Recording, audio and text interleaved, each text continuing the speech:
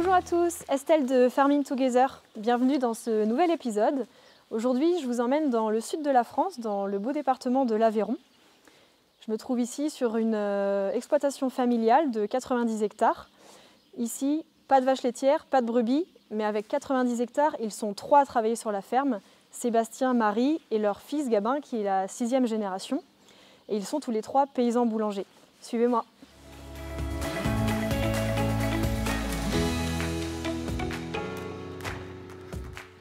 Salut Estelle, bienvenue.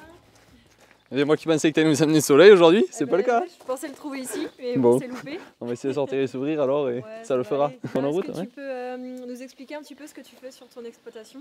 Alors en fait déjà c'est une exploitation familiale. Donc nous sommes paysans boulangers. Donc l'activité principale est le pain, mais on produit toutes nos céréales, donc blé et petite épeautre. On transforme tout en farine. Ensuite sur l'exploitation, donc du coup on a un troupeau de vaches, un couple de cochons, quelques poules pondeuses. Donc voilà, le but c'est de rester autonome sur toutes ces activités-là et de distribuer des produits de qualité aux gens. Et donc sur les 90 hectares de SAU que vous avez, il y a donc une partie qui est en blé que vous transformez voilà, en totalité sur la ferme. Donc voilà, sur ces 90 hectares, on fait environ une vingtaine, 20 à 30 hectares de céréales par an. Et ensuite, le reste du coup est consacré pour les pâtures des bovins. Okay. Ou sinon la récolte de fourrage pour l'hiver, pour nourrir les vaches. Voilà. Et donc, après, tout est valorisé en vente directe du coup? Voilà, donc la production de veaux et de cochons sont transformés en colis. Donc l'on vend directement dans le magasin à la ferme. Et ainsi que la transformation de farine, de pain et d'huile de tournesol. Qui est une activité récente sur l'exploitation. D'accord. Voilà. Donc tout est vendu au magasin à la ferme ou vous faites aussi des marchés peut-être? Alors, nous accueillons une fois par semaine à la ferme. Ensuite, on fait un marché semaine et ensuite des boutiques bio à proximité de notre ville. Voilà. Okay. Du coup, si tu veux, je te propose de rejoindre mes parents au Fournil. Moi, je vais au moulin et si tu veux, on se rejoint au moulin après. Ok, ça marche. Allez, à tout à l'heure.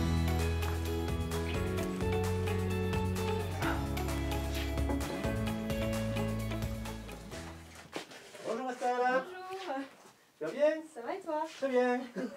Bonjour. Bon, je viens voir comment vous faites votre pain. Donc voilà, en fait, voilà notre pétrel. On vient de sortir la pâte. Donc à l'intérieur, on met notre farine, le levain, le sel et l'eau. Et donc on commence le pétrissage. Donc en fait, si je te fais marcher le pétrin, tu vas voir qu'on représente bien les deux bras. Ah, ok. Voilà.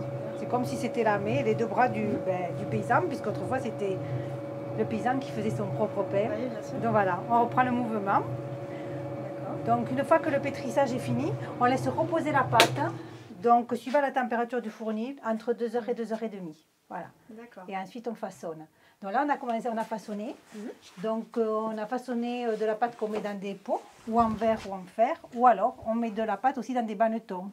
Vous faites plusieurs types de pain? Voilà, alors là cet après-midi on a fait du pain complet et du pain de campagne. Donc dedans il y a du pain au chocolat aussi, il y a du pain au raisin, du pain au sésame, du pain au lait. Alors je vois que vous avez de l'huile avec votre logo. Vous voilà, mettez tout à votre fait. Propre huile du coup dans vos plats? Parce qu'en fait on est obligé de mettre de la matière grasse autour des plats en fer ou en verre, sinon on ne peut pas démouler le pain. C'est comme un gâteau. Donc on utilise notre huile. Et donc là ça y est, c'est prêt à là on va enfourner dans 10 minutes, un quart d'heure à peu près. Parce qu'en fait on fait déjà reposer le pain dans le pétrin à peu près 2h, 2h30. Et une fois qu'on l'a mis dans les pots ou en bannetons, on le fait encore reposer à peu près demi-heure. Voilà. D'accord, ok. Donc on le voit qu'il lève dans les bannetons et on voit le moment après où il faut vraiment se dépêcher d'enfourner. Voilà. Oui, super. Voilà. Alors, merci pour les explications.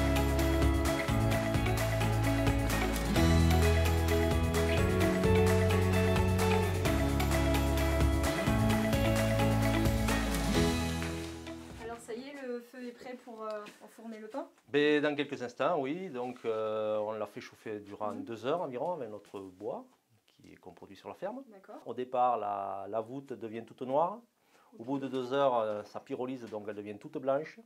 Là, on peut dire que notre feu va être bientôt, notre four va être bientôt prêt. Ensuite, je vais retirer mes braises avec un racloir spécifique. D'accord. À quel moment tu sais que la température est bonne? Alors, le petit secret, c'est qu'on va faire un test farine parce qu'on n'a pas de thermostat donc sur le four. Je vais prendre une pincée de farine que je jette sur ma sole. La sole, c'est la plateforme du four. Si ma farine noircit, ça veut dire que je suis en surchauffe. Donc, je vais passer un coup de serpillière humide sur ma sole afin de refroidir ma sole. Okay. Et ensuite, je vais refaire un petit test jusqu'à ce que la farine soit juste brunie, juste bronzée. Et là, dans les 10 minutes qui suivent, il me faut enfourner mon pain. Je vais pouvoir refermer et 1 heure après, mon pain sera cuit. D'accord. Voilà. Bon. Et donc là, c'est prêt à enfourner alors? Là, c'est prêt, on va pouvoir y aller. Je vais pouvoir te faire essayer si tu veux, Okay, enfourner un petit parfait. pain. Et voilà. Parfait, avec plaisir. Tu auras fait ton petit stage.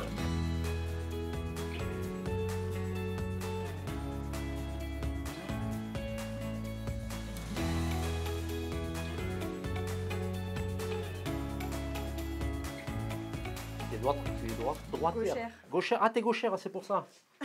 C'est pas grave, je vais m'adapter. Non, mais si tu veux, si tu préfères, c'est pareil. Tu te sens le geste de faire ça? Oui, comme ça. Oui. Ouais, tu vas y arriver. Alors, pour enfourner le pain, comment on fait? On prend un petit peu de farine, tu veux le faire? D'accord, ouais. Tu prends une Je farine? prends à la main? Oui, à la main, bien sûr. Tu l'étales sur la pelle, un peu plus que ça. Oui, Voilà, une bonne poignée de farine. Voilà. Allez, je te retourne le pain sur la pelle. Ouais. Tu vas attendre quelques secondes. Je te retourne le pain. On va le fendre. Tu veux le faire? Allez. En longueur. En longueur, un comme trait ça? tout droit, oui. Tout droit. Vas-y, appuie, n'hésite pas. Appuie. Encore un petit coup. Au même endroit? Tout au même endroit. Allez, c'est bon. Maintenant, tu l'expédies à l'intérieur, là où il a la place. Un petit coup sec. Et tu reviens en arrière. Ouais, super. Allez, ça va le faire. Bon, bah, c'est pas si mal. C'est super bien. Attends, mais cela, c'est... Ah oui, faut pas qu'on... Avec Allez, le coup. tu continues. Tu mets les petits, c'est facile. Juste devant. Voilà. Oui. Voilà. Ah, je sens que je vais t'embaucher bientôt. Allez. Moi, j'ai parti. C'est une excellente idée. Allez, c'est tout bon, on referme. Ça y est, le pain est au four. Je vais pouvoir te libérer. On se retrouve dans 1 heure à la sortie du pain. Ok, bah, merci bien pour le stage en tout cas. À tout à Avec l'heure. plaisir, à tout à l'heure.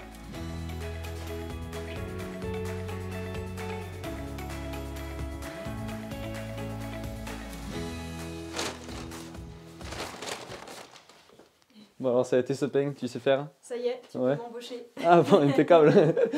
Alors du coup, c'est ici que se passe la... Voilà, donc la fabrication de la farine. Donc en fait, du coup, nous avons 2 moulins. D'accord. Donc 2 moulins à meule de pierre, en granit du Cidovre. Donc nous avons 2 moulins, pourquoi? Parce que tout à l'heure, je t'expliquais qu'on cultivait du blé et du petit épeautre. Oui. Donc dans le petit épeautre, si tu veux, il n'y a que 6% de gluten. Donc, et dans le blé, on en aura environ 60%. Donc on ne mélange pas les farines. Ça, c'est vraiment important.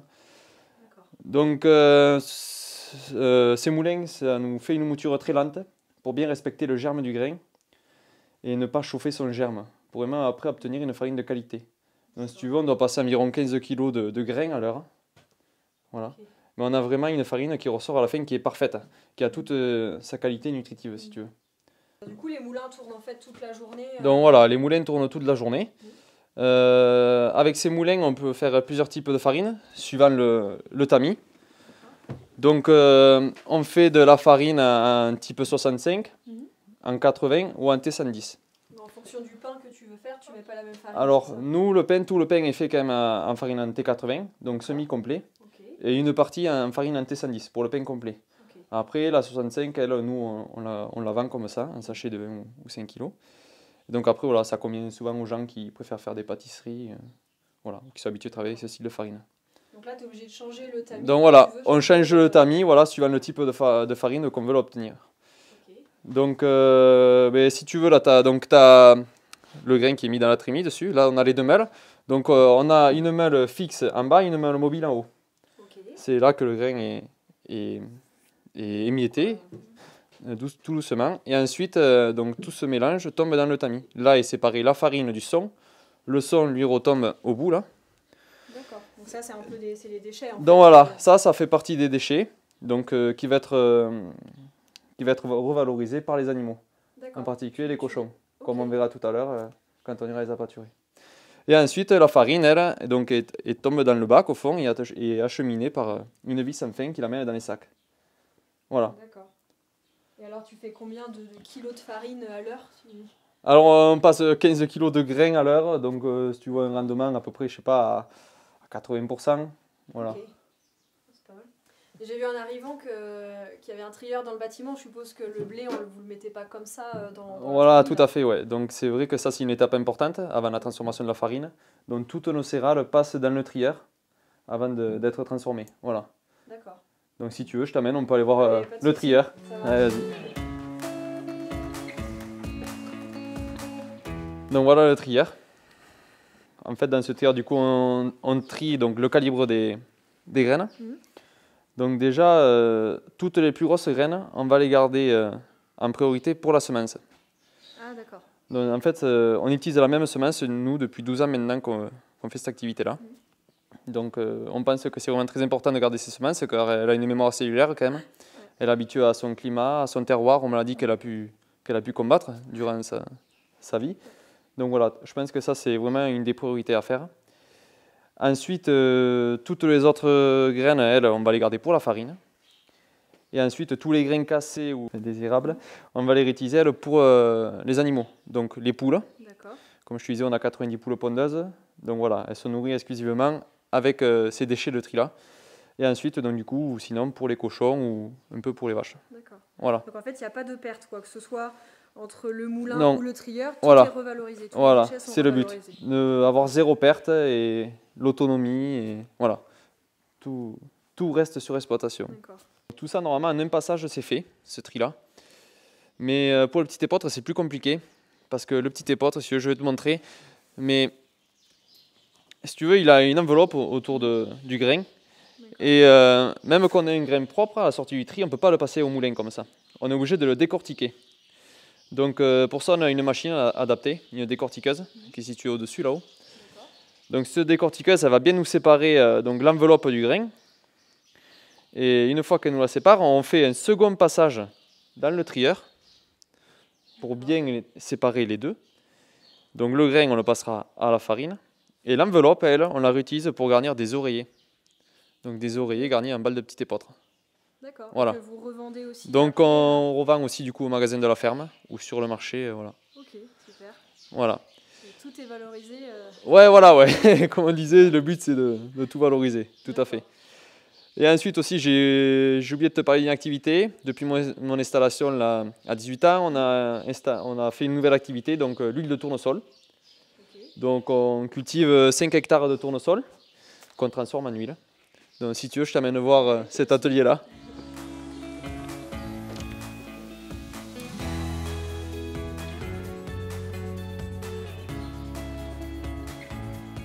Donc voilà l'atelier huilerie. Alors ça fonctionne comment exactement? Alors déjà, bon, mais là, le grain de tournesol est trié, comme le blé et le petit épeautre. Ensuite, il est stocké en cellules derrière. Et on a la presse située en haut. Donc le grain est acheminé en fait dans un réducteur. À cet endroit-là. Là, il est pressé. L'huile tombe dans ces bacs. Là, il se fait une première décantation en descendant. Ensuite, elle tombe dans les bidons. Et là, on laisse décanter encore un mois dans ces bidons avant de pouvoir la remettre en bouteille. Voilà. Et le tourteau, lui, est récupéré derrière en tombant dans ce chenot. Et donc voilà, on le réutilise pour les animaux, les poules et les cochons, le tourteau. Voilà. Et donc avec cette huile, on peut l'utiliser à toutes ces sauces, autant à faire frire ou en froid, quoi. D'accord. Et pour mettre en bouteille, tu fais manuellement? Alors voilà, tout simplement. Alors les gens peuvent nous acheter une bouteille sur le marché. Et en fait, la bouteille est consignée. Donc dès qu'ils n'ont plus d'huile, ils reviennent à la ferme et on leur sert directement l'huile en bouteille. Super. Tout simplement. Bon, et maintenant qu'on a vu tous ces ateliers-là, je te propose d'aller voir les animaux, puis ensuite les cultures. Ok. Allez, on y va.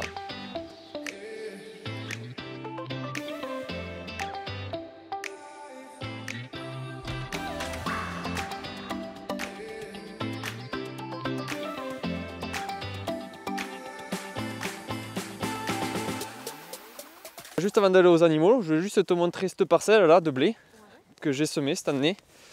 Donc là sur cette parcelle, il y avait une luzerne qui avait été plantée l'année dernière en même temps qu'un tournesol. Donc j'ai voulu faire l'essai de semer ce blé donc mi-septembre. Donc je vais semer au 15 septembre dans une luzerne à fin floraison. Donc je vais semer avec le Sky, du coup en direct. Et du coup voilà, on voit que le blé quand même est quand même assez présent. Il va reprendre le dessus sur Alors je pense qu'il va prendre le dessus, parce que là la luzerne, avec le froid qui arrive, je pense qu'elle va se remettre en dormance. Et le blé lui va continuer à prospecter. Alors après, voilà. Donc l'avantage de ça, c'est pour éviter les mauvaises herbes, je suppose. Voilà, tout à fait. Alors c'est vrai que jusqu'à présent, on s'était lancé donc du coup au semis direct, mais on essayait d'implanter des couverts végétaux durant l'été. Mais c'est vrai que c'est quelque chose d'assez compliqué. Si on n'a pas d'orage, voilà, on a eu beaucoup de ratés. Ouais. Donc du coup, voilà, la luzerne, elle est quand même une plante qui s'adapte beaucoup à notre terroir et qui, malgré les périodes de sécheresse, peut arriver à profiter. Donc voilà, essayer d'avoir un couvert permanent et implanter notre blé dans ce couvert-là. Donc en plus, ça fait, je pense que le blé et la luzerne, donc graminées, légumineuses, vivent en symbiose, les pH sont différents. C'est vrai que je pense que c'est quelque chose de valable. Tout ça, c'est des petits essais qu'on met en route depuis quelques années. Tu as eu l'occasion de faire d'autres couverts ou mélanges de couverts, voilà. Avec l'Isidril peut-être? Avec le Sky, j'ai fait des mélanges de couverts, donc radis, facélie, pois, moutarde, tournesol, fèverolle. Et donc oui, j'ai eu de très bons essais, de très bons résultats. Des couverts, on était sur un été où on a quand même eu 1 ou 2 orages de suite après le semis du couvert. Ouais, donc c'est vrai qu'après j'ai eu un blé qui a été super bien implanté. Et c'est vrai qu'on a eu quasiment le double de rendement que sur une culture conduite en TCS, quoi. Mais avant d'aller voir les animaux, je vais prendre mon échantillon de terre tant qu'on est sur une parcelle.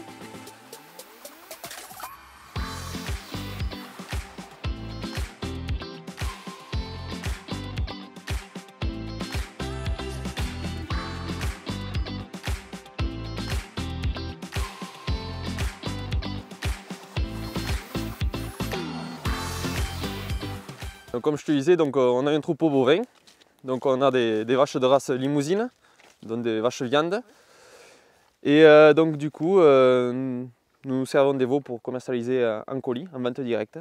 D'accord. Voilà. Et donc là, tu as combien de bêtes là? Donc on a une vingtaine de mères. Voilà. D'accord. Et donc après, les colis que nous faisons, ce sont des veaux de moins de 8 mois. Qui sont élevés donc au lait de la mère et qui sont du coup vivent dehors avec les mères durant les belles saisons, donc du mois d'avril au mois de décembre. Ok. Et alors après, pour la reproduction du troupeau, comment tu t'en Alors la reproduction du troupeau, on garde 2 à 5 génisses par an.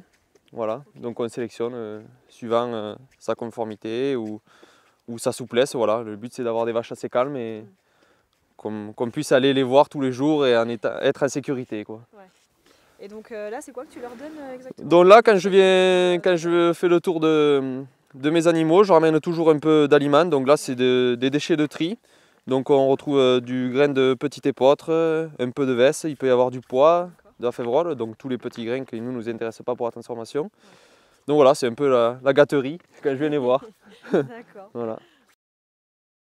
Donc voilà, maintenant qu'on a vu les vaches, je te propose d'aller voir les cochons. Ok. Allez, on est parti.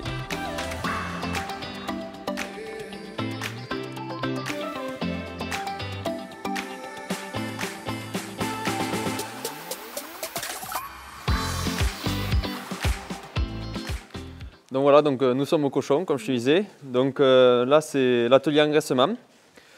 Donc ce sont des cochons qui sont nés au mois d'avril, ils sont nés dehors.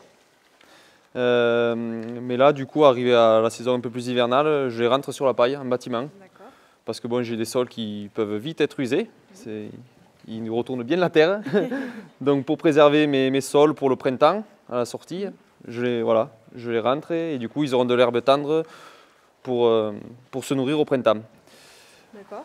Et donc tu me disais, tu as le couple en fait qui est sur la ferme. Donc voilà, j'ai le couple qui est sur la ferme. Donc en fait, je fais une portée par an parce que le but, nous, c'est de rester autonome. Le paysan, il faut qu'il reste autonome s'il veut être plus durable. Donc voilà, ils sont nourris beaucoup à ce que va donner la nature suivant les saisons. Donc comme je te disais, on peut leur donner des prunes, des pommes, des pérous. Là, on peut encore les tenir avec de l'herbe. Et après, beaucoup donc, de résidus de la transformation, donc, notamment en farine. Donc avec le son ou des déchets de tri. Okay. Voilà, maintenant qu'on a fait le tour des animaux, je te propose qu'on retourne à la ferme, préparer le magasin pour pouvoir accueillir les gens à la ferme. Ça marche. Voilà.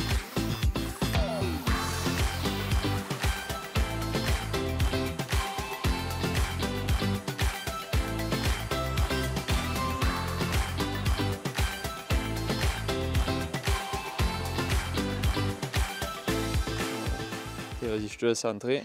Normalement, il y a déjà mes parents qui ont dû installer pour recevoir. Alors ça y est, le pain est sorti. Voilà, on est prêt à recevoir. Tu vois, c'est le pain que tu as enfourné tout à l'heure. D'accord. Donc c'est le pain de campagne que tu as enfourné. Là, c'est le pain complet que tu as vu. Et voilà. Et là, il y a le petit épeautre. Et puis après, le pain aux graines. Voilà. Donc, il y a aussi du pain sans gluten, un peu de pâtisserie. Et on a aussi la viande, du veau cette semaine. Tout à l'heure, ouais, du coup, voilà. Et toute la farine. Hein. Donc, la farine de blé avec les différents types, la farine de petit épeautre, le grain de petit épeautre. Voilà. Et les oreillers en balle de petit épeautre. Ah oui, aussi. Voilà. Voilà, tout est là, ouais. Je vous remercie pour votre accueil. C'était hyper instructif, j'ai appris pas mal de choses aujourd'hui. J'aurais mis du pain au fourneau pour la première fois. Bon, en tout cas, je vous remercie. Bonne continuation à vous. Merci. Et puis à bientôt. Belle soirée. Je vous remercie d'avoir visionné cet épisode. N'oubliez pas de vous abonner à la chaîne YouTube et de laisser des commentaires si ça vous a plu. Et je vous donne rendez-vous la semaine prochaine pour le prochain épisode.